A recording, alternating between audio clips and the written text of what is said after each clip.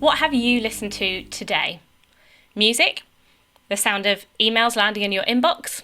A podcast maybe? And right now, you're listening to me.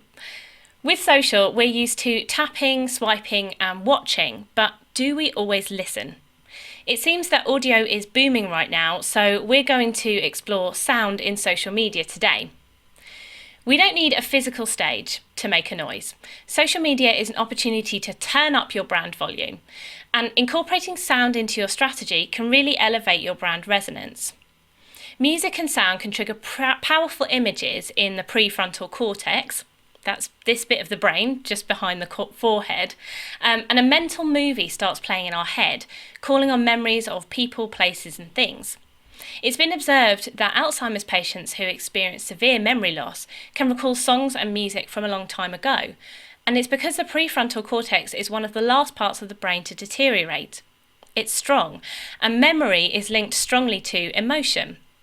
As we know, to create brand recall, we need to be memorable, therefore focus on emotion. Katie Howells actually recorded a video and podcast on this topic, which you can find on our website if you want to get social emotional.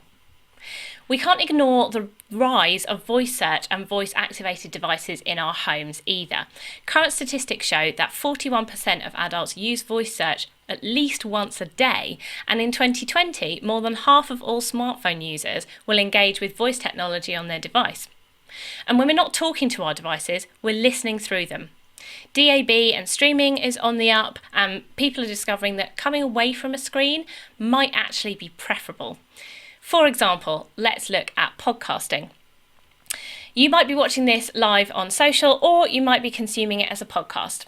And why did we start a podcast? Well, it had been on our cards for some months actually, but when the UK went into lockdown and we were unable to film our marketing content together, it became a real priority. Brandwatch have reported that in April, 39,000 people mentioned their own podcasts in social posts, which was a 41% increase year on year. So marketers could be driving the increase due to COVID, but aside from that, podcasts are a great stream of content to reach your audience. It may be that they can't access a screen during the day to watch, or that they have to travel for some reason. And it's really not just marketers podcasting. It's easy for anyone to become a podcaster these days with minimal equipment and about any topic you like.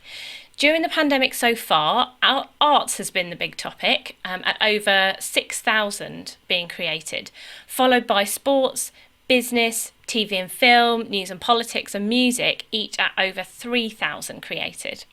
I mean, quite a lot of them might be bored celebrities with nothing better to do, but that really means there is something for everyone. In August 2019, Ofcom showed that over 7 million people listen to podcasts. That's 1 in 8 people and 24% up from 2018. I have no doubt that this year in August, the Ofcom results will be even higher.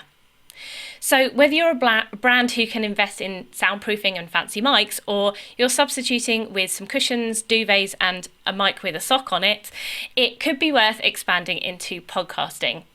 But a few considerations for you brand marketers who are listening though. First, while you can easily get into it with minimal investment, it's worth trying to get your audio to the highest quality possible and without any background noise. And yes, that's why I have a sock over an SM58 mic and I've taped a camping mat to my wall behind me.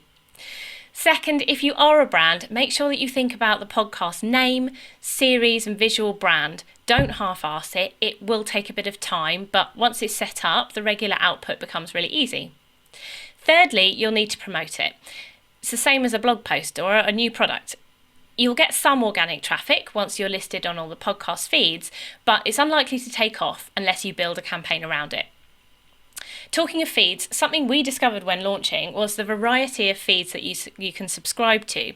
We use a hosting service by Buzzsprout, other services are available, and this allows us to submit our RSS feed to multiple podcast directories. I think there's 9 or 10. And the landscape's evolving really quickly. We can see that since Spotify invested millions of dollars in software for podcasting in 2019, and they're now signing exclusive deals with the Joe Rogan Experience and Kim Kardashian West. Personally, my podcast subscriptions vary from comedy and lifestyle through to digital marketing. And I'm often surprised by the length of podcasts. It's all down to personal preference, of course, and how much space in your life you have to listen. But some seem very long to me. I'm used to consuming long-form fiction in audiobooks or binging TV shows, so I find the ideal podcast length is around 30 minutes or under. In contrast, some podcasts are under 10 minutes long. That's definitely classed as snackable content and certainly hitting the trend for microblogging. It might not be obvious, but microblogging has been on the rise for quite a few years now. YouTube vloggers' content is prevalent and regular, and I'm always reminded of the hashtag Storytime theme that Vine users adopted with gusto back in the day. In the same vein, the story format found on Facebook and Instagram is now beginning to roll out on other platforms. But what about audio-only microblogging?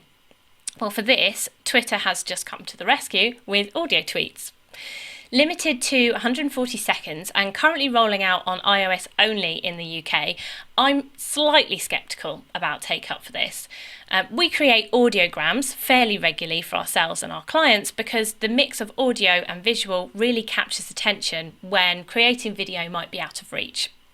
But to be fair, the audio tweet does generate a cute visual automatically, and I do quite like the function that if you record past 140 seconds, it'll create a thread of posts. That's quite nice. But Twitter isn't the only one shoring up a stake in audio-only tech. Facebook are reportedly testing a chat app just for audio in the States to add to their growing portfolio of WhatsApp, Rooms, Messenger and more.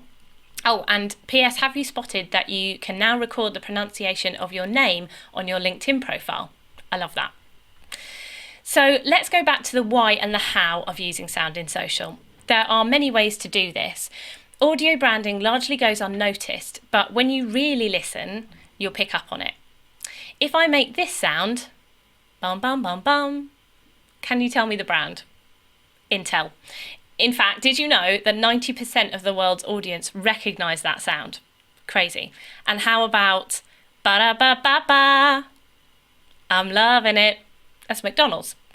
These are examples of sonic logos, and not every brand is going to need a sonic logo. In fact, trying to start there would be a mistake, much like defining your whole visual brand with just your visual logo. But developing a sonic identity or your sound DNA could really help to build long-term brand in the same way that visual identity does. I recently listened to a podcast about Siemens, who worked with an agency to develop a new sound for their brand. One of their aims was to ensure the audience fully understood that they were a digital company. The final sound was therefore a digital gradient. So it started off with a piano, which is more analog, merging into an electric string sound, digital, and incorporating a human vocal sound to humanise the brand. This, of course, took months of work, but get it right and it lasts forever. Ba-da-ba-ba-ba.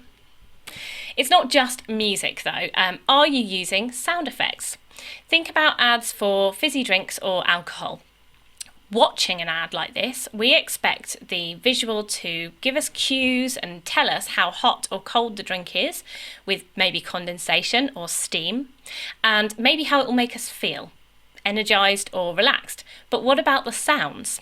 If it's a can of drink, you might hear the st and the glug, glug, glug, glug in these ads, and while you might not be consciously paying attention, they will immediately create a brain picture with emotions around refreshment.